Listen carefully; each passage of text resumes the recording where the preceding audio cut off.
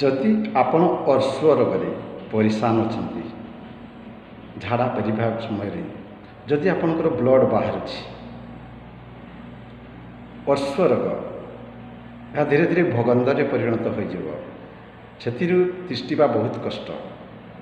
तेणु जदि आप अर्श्व रोग परिशान होती आम पाखे पाइल्स केयर नामक एक प्रोडक्ट रही पाइल्स केयर जदि आप पाइल्स केयर नेबे तेबे 5-6 दिन भितर आप उपशम हो पारे। थरे मात्र पाइल्स केयर नियंतु अर्श्व रोगरू आप मुक्त होइबे। तेणु अर्श्व रोग आउ रहिबो नाही। एथिरे कोनसी साइड इफेक्शन नाही, कोनसी रिएक्शन नाही।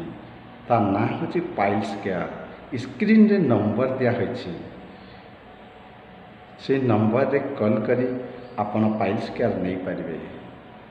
थरे मात्र नहीं देखंतु ना, भारी सुंदर प्रोडक्ट खाइले जानी पारिबे। जय जगन्नाथ।